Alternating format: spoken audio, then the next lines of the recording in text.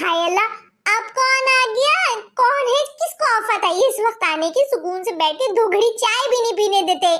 आहा, आ रही हूँ। बेल पे बेल बजाए जाएंगे, अंदर से आने वाला चल कर आएगा, उड़ के नहीं आएगा। दो घड़ी रुक जाओ, आ रही हूँ। अरे शब्बू बाजी, आप घर में थी फिर भी दरवाजा नहीं खोली थी। मैं अभी बेल बजा बजा के जाने ही वाली थी।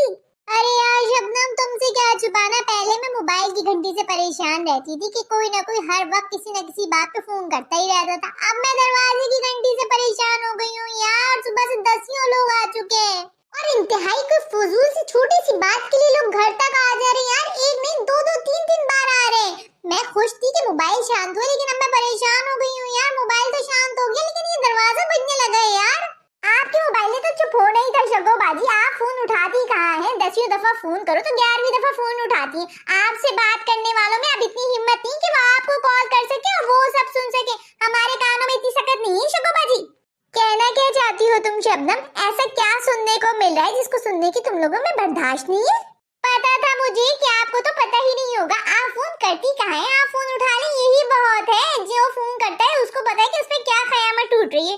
कहना क्या चाहती हो बहन? तुम्हारी कोई बात भी ना मेरे पल्ले तो पड़ नहीं रही। खैर छोड़ो, दफा करो, लानत भेजो सारी बातों पे। तुम ये बताओ तुम्हारा आना कैसे हुआ? जरूरी कोई काम होगा इसलिए आई होगी, वरना बिन बोले तो तुम कभी नहीं आती। नहीं नहीं, कोई काम नहीं था, मैं तो वैसे ही आ गई थी। आप ऐसे क्यों बोल रही? वैसे नहीं आती क्या मैं आपके पास? वैसे तो तुम नहीं आती बहन। 10 दफा बुलावा भेजो तो एक दफा आती हो। अब जब खुद से आई हो तो जरूर कोई काम होगा। बोलो, क्या छुपा रही हो तुम मुझसे? अरे नहीं यार, आप खामखा टेंशन ले रही। ऐसी कोई जरूरी बात तो है ही नहीं और छुपाने वाली तो कोई बात ही नहीं है। बता तो मैं दूं, लेकिन अगर मैं बता दूंगी तो आप फिर से गुस्सा करेंगे, इसलिए नहीं बता रही। चलती हूँ, अल्लाह हाफिज। वापस आओ शबनम।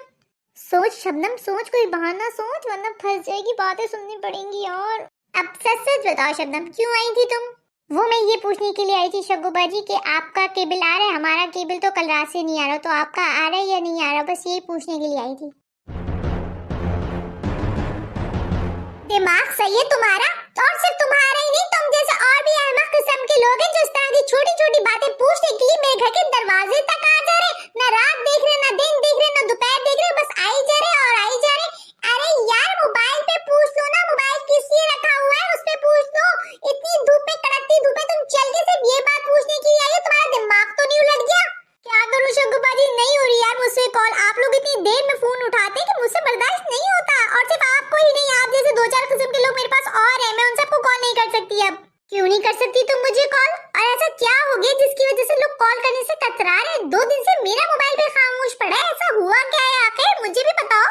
होना क्या है, वही पुरानी रिवायतों को बरकरार रखा गया है। आवाम तक कोई पैगाम पहुंचाना हो, डराना हो या बचाना हो, हमारे हुक्मरानों के पास एक ही हल है कि बैल की जगह भाषण शुरू कर दो। फिर वो भाषण पोलियो का हो, कोरोना का हो, कैंसर का हो, जलजला का हो, तूफान का, या किसी भी चीज का। फोन करने वाला किसी भी जरूरी काम की वजह से फोन करो, बस इनका भाषण जरूर सुन ले। एक यही तरीका है हमारे हुक्मरानों के पास आवाम तक पैगाम पहुंचाने का। वो तो मुझे भी पता है, लेकिन ना तो अब कोरोना है, ना पोलियो, ना कैंसर, ना जलजला, तूफान, तो फिर अब किस बात का भाषण दे रहे हैं? वो सब तो फिर भी बर्दाश्त हो जाता था शगो बाजी, लेकिन ये तो बर्दाश्त हो ही नहीं रहा। 6 या 7 रुपए कम किए हैं बिजली पे, लेकिन एहसान तो ऐसे जता रहे जैसे मुफ्त करती हो बिजली। यार मैं तो कहती हूँ 10 रुपए एक्स्ट्रा ले लो, ये रिंगटोन हटा दो, क्योंकि जब तक ये रिंगटोन रही ना तो मैं तो किसी को कॉल करने वाली नहीं हूँ। मेरी बस हो गई, मैं मजीद और नहीं